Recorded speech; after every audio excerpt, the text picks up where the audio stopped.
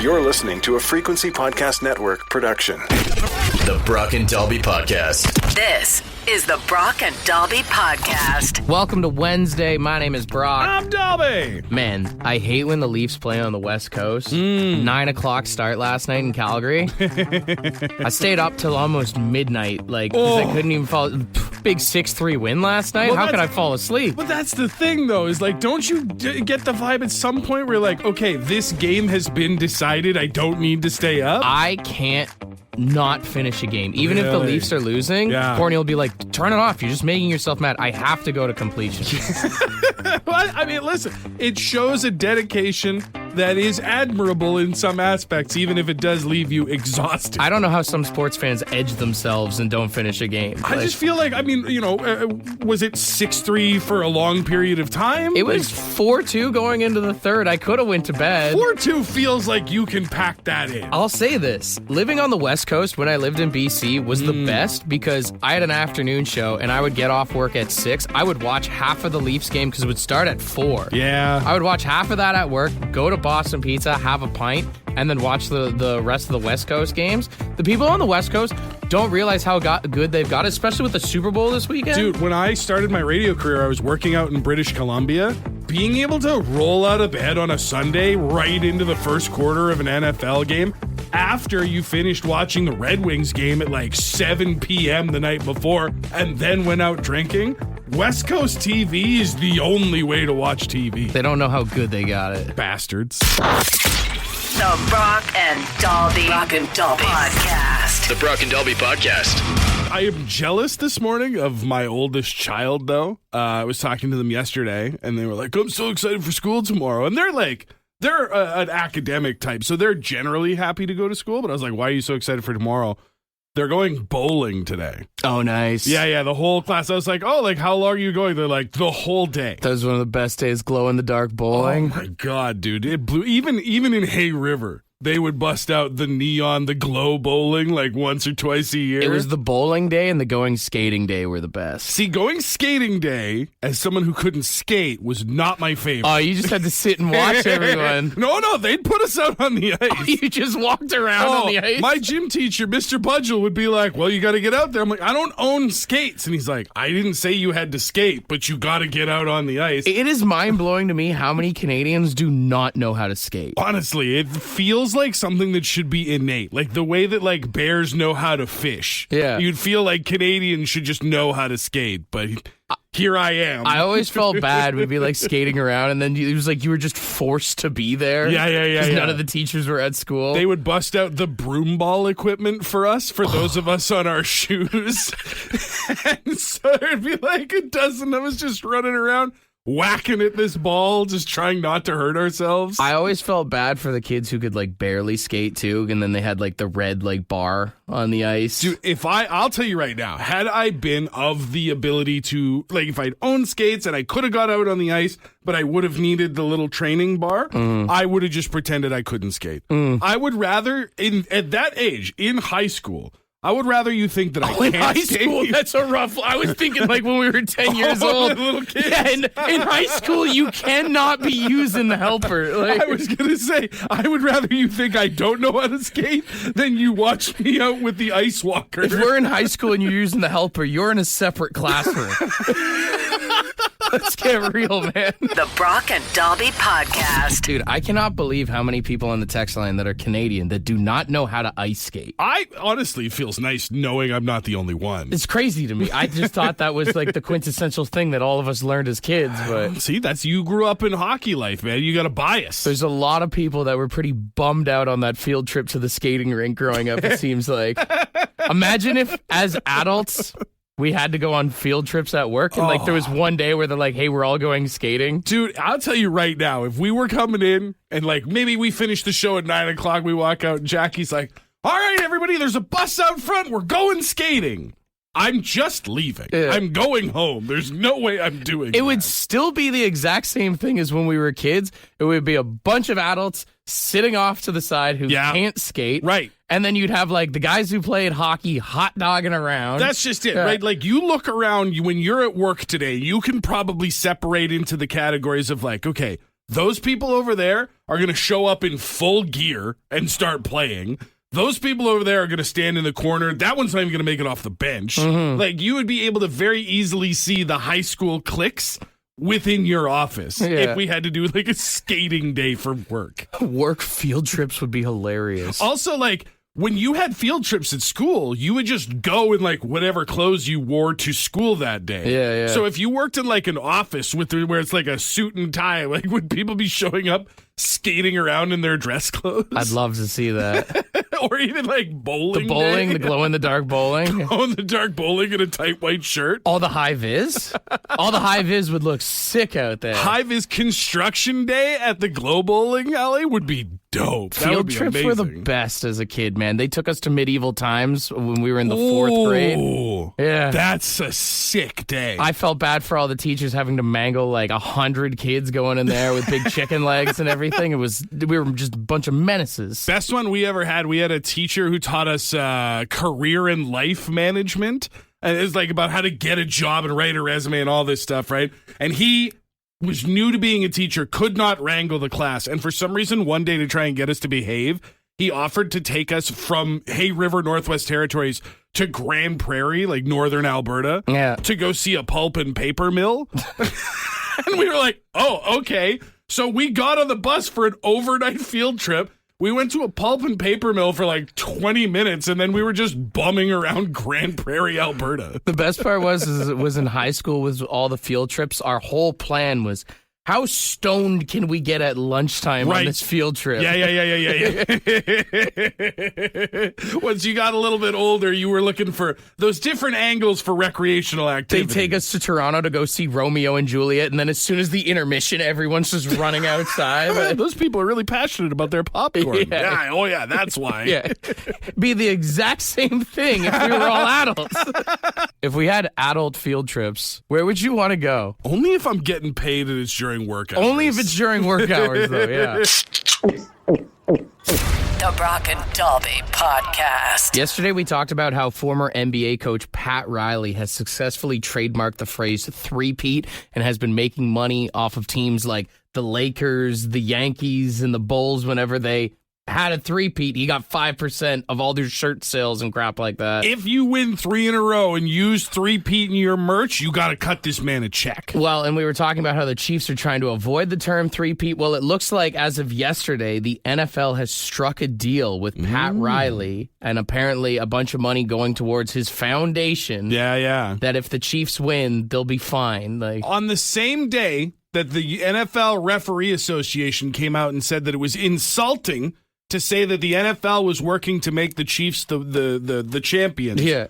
The NFL made an arrangement to celebrate their third, as of yet, unwon championship? all the pieces are coming together, man. Come on! Although I will say, the NFL doing this does feel like a bad omen for the Chiefs, does it not? It's got kind of big jinx vibes. If you know anything about football, when the Patriots had that unbeaten season, and they were trying to go 19-0, they trademarked 19-0 before the Super Bowl and then lost. Those shirts were printed. Those were like, there is a third world country somewhere with a bunch of 19-0 shirts, and they jinxed themselves and they got beat by the Giants. I feel like doing something like this, it's like seeing the bride before a wedding. Like, you're celebrating already, you know? This is Pat Mahomes smashing a mirror and then heading out to the field under a ladder. Like, why are you doing this to yourself? Pat Riley just made more money and also cursed the Chiefs, and I'd like to give him a big round of applause this morning. Absolutely. This is what NFL fans have been waiting for, because, listen, you can get the league and the refs and the players, and you can get all that conspiracy stuff going. But nobody beats karma, baby. The Brock and Dalby Podcast. Is it real? Is it fake? Do we even care? Let's find out.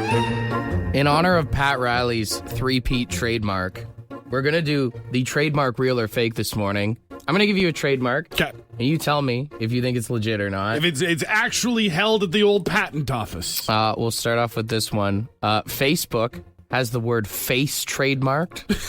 Do you think that's real or fake? You know what? Honestly, nothing about Zuckerberg surprises me anymore. Let's go ahead and say that's real. Yeah, he's got face, he's got book, and he's also got home trademarked. Home? Yeah, but it's only telecommunication companies that can't use those like names or slogans. That's still super weird, but okay, all right. All right, next one is Donald Trump and you're fired. Is that real or fake? I think I've actually heard that one. Is that real? It's actually not real. Really? He tried to trademark it. That might be it. Back in the day because of The Apprentice and stuff. Yeah. But apparently there's some board game that has You're Hired. Oh. And in a court of law, they said they're too similar. It's too close. So he actually doesn't have it trademarked. Do you think now that he's the president, he'll like give it to himself? Like, now, take that board game. Suck it, Parker Brothers. I mean, with all the stuff he's doing. Honestly. All right, next one here is Tommy Lee trademarked the term scumbag back in 1999. Back in 1999. I mean, maybe I'm just falling for everything, but you know what? That feels true. That was not No? true. But it feels too It believable. felt right. I mean, the same guy who got mayhem tattooed on his belly button. He is a scumbag. A so, little bit, you know, yeah. Okay. Next one here is NBA player Anthony Davis has the term fear the brow trademarked. If you don't know who Anthony Davis is, he's a large basketball player known for his unibrow. I know for a fact that he has some sort of unibrow trademark. I can't remember if this is it, so I'm going to say true. That one is true. Yeah. He's got fear the brow and raise the brow. It's also just just shave it, man. This doesn't have to be your identity. I have a unibrow too. If I don't shave it, you can fix this. O.J. Simpson trademarked the juice is loose after his court case. Please be true. No, That is not true. OJ. He did try and file a trademark for his initials, OJ and the juice, but obviously, considering orange juice and so many juices out there, they did not let that one pass. See, I think he could have had a chance with the juice is loose, but I get why maybe he didn't want that one. Next one in here is you cannot take photos of the Eiffel Tower at night. That is a trademark that the Eiffel Tower has. I've seen Wait, have I seen pictures of the Eiffel Tower at night? You know what? I've said true to literally every other one, so true. Yeah. Really? The Eiffel Tower itself is part of a public domain, and pictures can be taken of it freely, but it has a lighting display that is a separate work of art that is technically protected by a copyright. Therefore, if you were to publish a photo of the Eiffel Tower at night, it would be illegal. So, yeah, like I could post it on like Facebook, but Sure. if I tried to make money off of it, if you're putting it in a magazine or something. I'm going to get whacked with a baguette. Yeah, exactly. All right, final one here. Will Smith trademarked keep my name out your mouth. No way.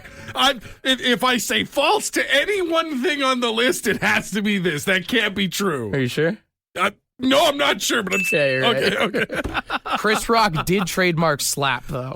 Get out of No, I'm kidding. I wish so. I'm so gullible. This is the Brock and Delby Podcast. I just love talking about like the English language. It's so bizarre and fascinating. It's stupid, honestly. It is stupid, but you can have fun with it.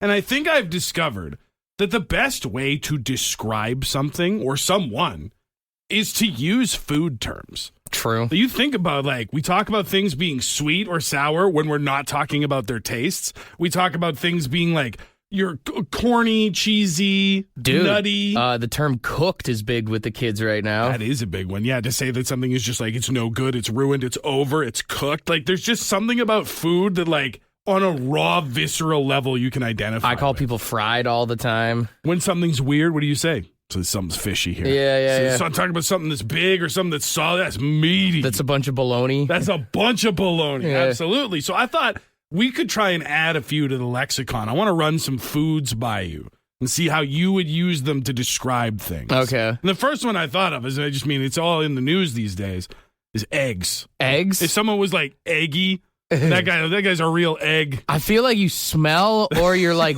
runny. Maybe you have the runs. Is that it? You're drippy. Yeah. You're just kind of wet. It's a little bit slimy. Yeah. Used car salesman. Real eggy.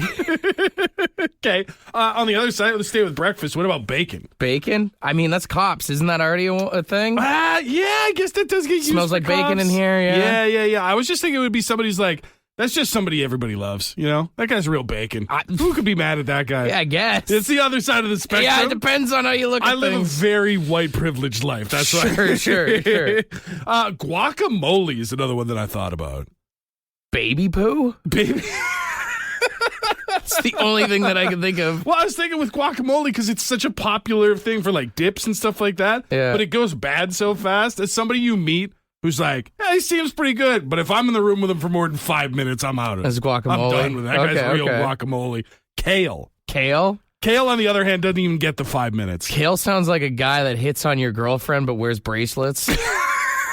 See, are you thinking of Kale the name? C-A-L-E? Yeah, I've met a dude named Kale before. He sucks. That guy sucks. He reads poetry. Like, Yeah. He seems like he's really above it all, but deep down, he's just a scumbag. He buys rocks from that store at the mall. And keeps them charged in the moonlight. Yeah. All right, Kale, we see what you're up to here, bud. The Brock and Dalby Podcast. When we were teenage boys, not to get in trouble with the ladies, we would use chip flavors to describe their personalities. So you're just calling girls like ketchup chips or? Well, yeah, like ketchup or salt and vinegar or all dressed. Like all dressed would be like they got everything going on.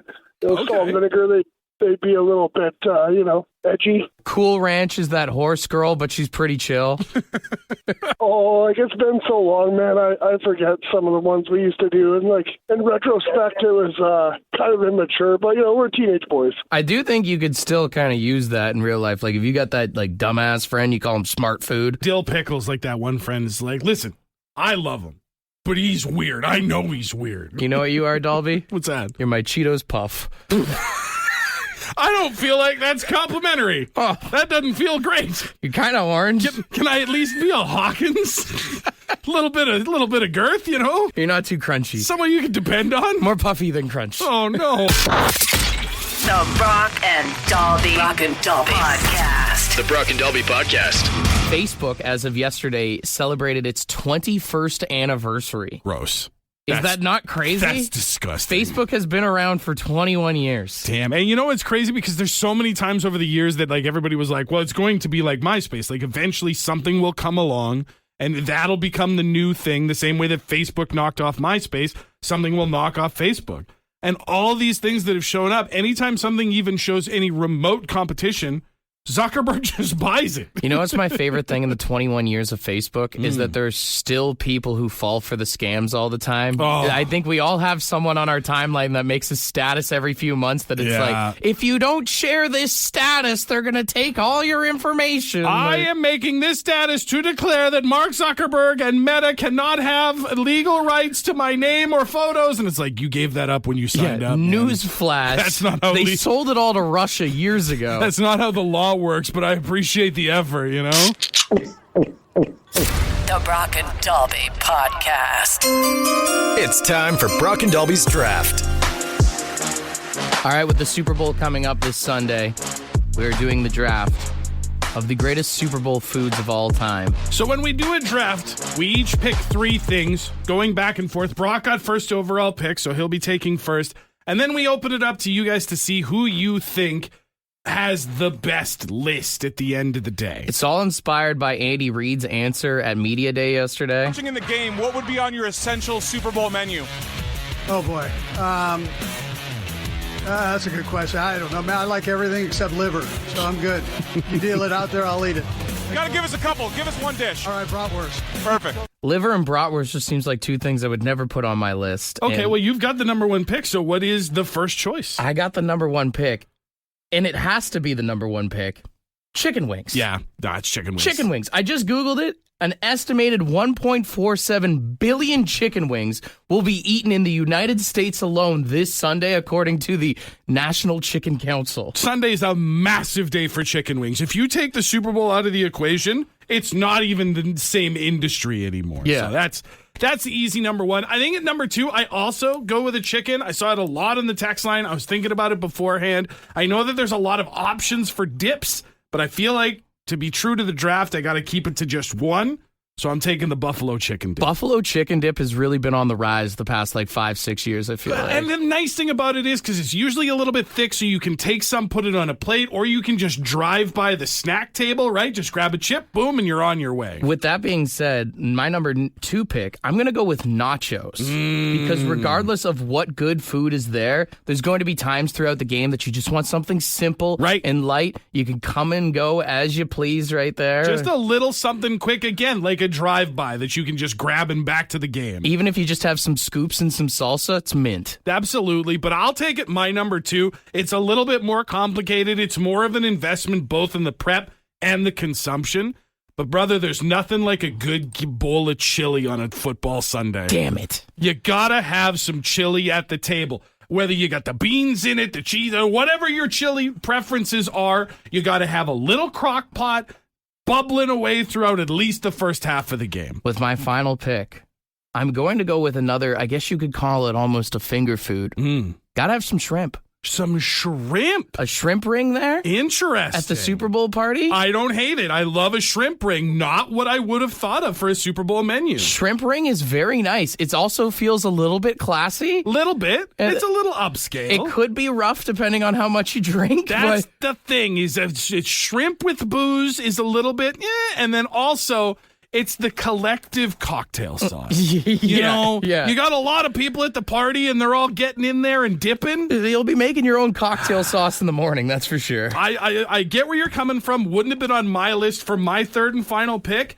I'm just going sliders. You know, just some quick, small burgers. Again, it's grab and go. The whole thing is, if you want to watch the commercials, you don't have a lot of time to be away from the TV. I'll say sliders are nice, too, because you can have like 7 of them and you don't feel as guilty. Yeah, they're so small. It's not even a real burger. So what if I ate a full dozen? The Brock and Dalby Podcast. Can't lie. I thought I had this one in the bag, but I'll give it to you. Victory! I lost people with the shrimp ring. I was going to say, it was an unfortunate fumble at the goal line, to use football terminology, to have the third pick first and go shrimp ring. You took chili from me, and I kind of panicked there. I was either going to go charcuterie or shrimp ring. I should have went charcuterie. Charcuterie would have gone. I think another thing that I saw a lot was people saying, guys, just order pizza. Bring pizza to the party. No one's having a bad time. I will say, a lot of people on the text line saying potato skins. You don't like potato skins? I just feel like potato skins, when they're good, are good.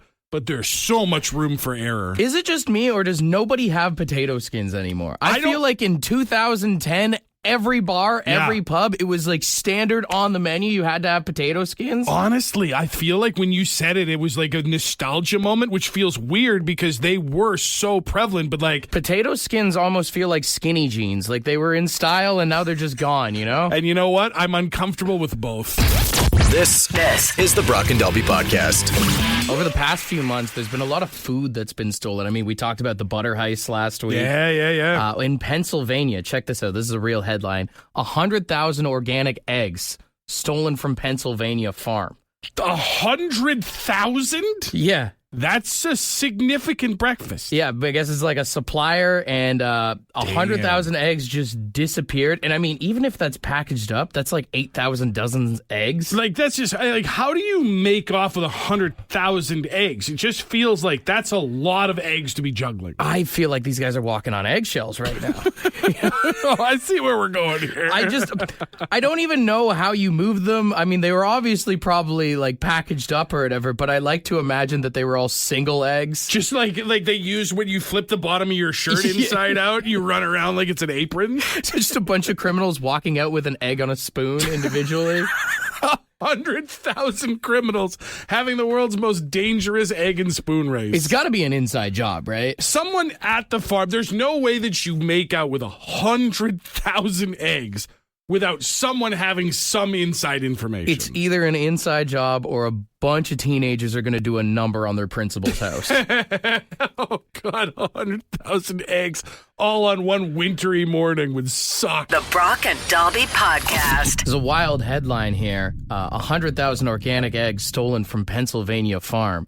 And we figured we should do a pun off this morning. I mean, you can't just have a headline like 100,000 organic eggs stolen from Pennsylvania farm and not make a joke in the follow-up. You want to start off here? Oh, absolutely. 100,000 organic eggs stolen from Pennsylvania farm. And the authorities are scrambling to crack the case. 100,000 organic eggs stolen from Pennsylvania farm. Sounds like we got egg espionage. 100,000 organic eggs stolen from Pennsylvania farm. The victims are said to be shell-shocked by this rotten turn of events. Well played. Thank you. Well played. 100,000 organic eggs stolen from Pennsylvania farm. It's got to be an inside job. I'm sure when they interview people, somebody's got a crack.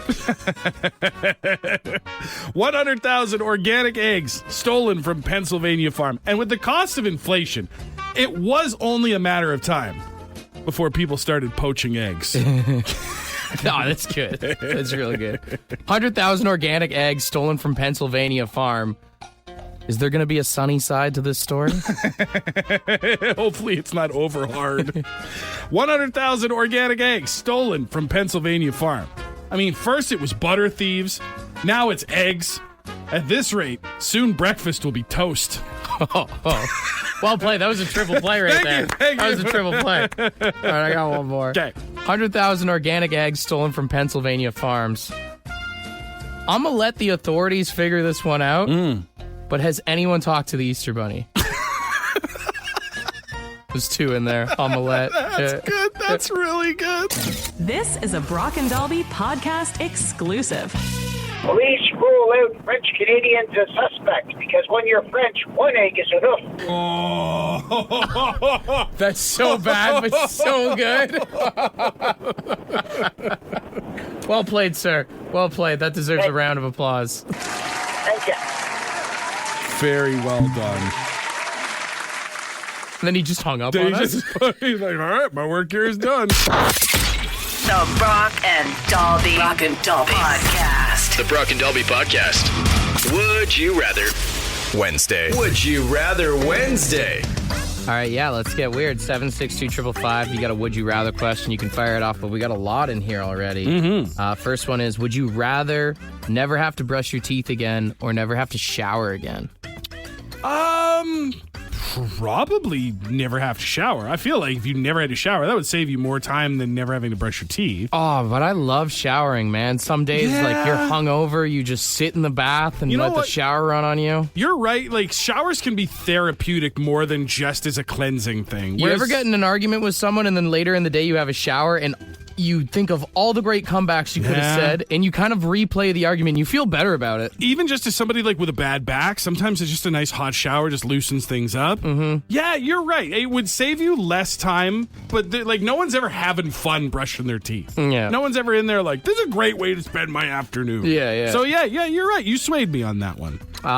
What's another one here? Would you rather have the ability to smell with your toes or with your fingers? Fingers for sure. No way, brother, dude. your toes are always in the dirt. Yeah, but think about all the stuff that your fingers touch. Well, that's the thing, though. I am more able to control what my fingers are in proximity to than my feet. My feet are always going to be in the dirt, walking around in the mud. Here's the thing. Crap. You put bounce sheets in your shoes, it's always going to smell good. Versus, dude, you go to the bathroom? It's a one-way ticket straight to your nose. Oh, so sorry. What you're telling me is you would rather have your feet on the bathroom floor smelling away. They're protected by my shoes. They're protected by my shoes. You wearing shoes in your home bathroom? I will wear steel toes everywhere. Just in case. It's like walking around with bodyguards. Just walking around with your bloodhounds out. Nope, not for me. Thank you. Yeah. What's another one here? Would you rather find out your parents stole you from the hospital as a child or that your spouse is a murderer? I would much rather find out that I was kidnapped from the hospital. I mean... That would mess you up, though. I mean, it would probably open up the questions of, like, who am I? Where do I come from? I would be concerned about, like... You'd have, like, an internal kind of crisis. I think it would give you a quest. It would give you something, now I can look into this. I can follow this path versus... I am at risk for my very life. I mean, it doesn't mean she's murdering you or anything, but would Brother, explain a lot, you know? She's already taken a life. At least one. Yeah. If she's a murderer. Next time you don't take the dishes, take the garbage out, do the dishes. Next time you leave your dirty socks sitting somewhere. How do you know that's not what pushes her over the edge? Huh? I don't want to live with a murderer. She's going to kill me. Would you rather cough constantly or sniff constantly without being able to stop? Oh. I mean, if you're a smoker, you already cough constantly. I feel like the sniffle one is more frustrating to the people around me. Whereas, like, having a cough all the time sucks. Like, it feels like you can't catch a full breath. eating, drinking is dangerous. Whereas the sniffle feels like it's more, that's your problem if I have the sniffles. So I would take that. Yeah, but then you just sound like you're Tony Montana. Oh, it's not a good I'm going to assume that you got a problem. But if I'm constantly walking around, that's not better. That's like 90% of people on construction sites. Can we do this one? I saw this as a question from my 4-year-old niece. For the rest of your life, every time you fart, would you rather it's bubbles or sprinkles? I mean, you got to go sprinkles, right? I just think that's more fun. It's more festive. Also, the bubble, that thing pops. Yeah.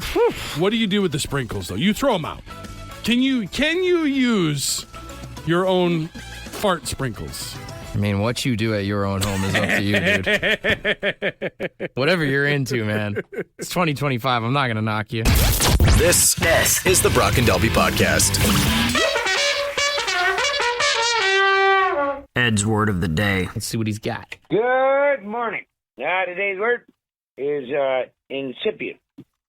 Yeah, incipient. It's INCIPIENT. Incipient. And it's beginning to come into being, or to become apparent. Not as in like a parent. Mind you, I guess, if you notice your wife's belly getting bigger, then that's kind of incipient that you're going to be a parent. Anyways, that's info does it. Have a great one. Cheers are up. I want to see if you got the pronunciation right. Incipient. Incipient, right. Yeah. An initial stage beginning to happen or developing. Like after a hard night of drinking when you wake up. Might be okay at first, but that hangover is incipient. You know what? Honestly, I like using incipient to describe pre-gaming. Oh, okay. You want to come to the incipient tonight before we go to the bar? We got to get incipient before we go out because everything at the bar costs way too much. You got to get an incipient buzz before you go out. That's maybe the most perfect example. It's a great way to use it. Absolutely. Honestly. Also, like, hey, maybe your friends are telling you just got into a relationship. Things are getting a little hot and heavy. Listen, you can't be taking things too seriously when you're still incipient with somebody, all right? Oh, man, when your bro's incipient stage of a relationship, he starts ditching you guys to go hang out with the missus or whatever, or even when your friend's in the incipient stage of the relationship and then they're dragging their boyfriend or girlfriend around you guys all the time. They're coming around in that incipient stage and you're almost like, you know what, I liked it better when you guys were doing your own thing. Yeah. I don't need to see the mush fest here in this incipient relationship of yours. The incipient stage when they break up and they're trying to get back into the friend group. Oh, yeah. That's not going to work. We need a bit of a break on that. Incipient. Use it wherever you can, all right? For more Brock and Dalby, tune in weekday mornings 5:30 to 9. The Brock and Dalby Podcast is brought to you by badshop.ca, the Brock and Dalby merch store, with all proceeds going to the Canadian Cancer Society.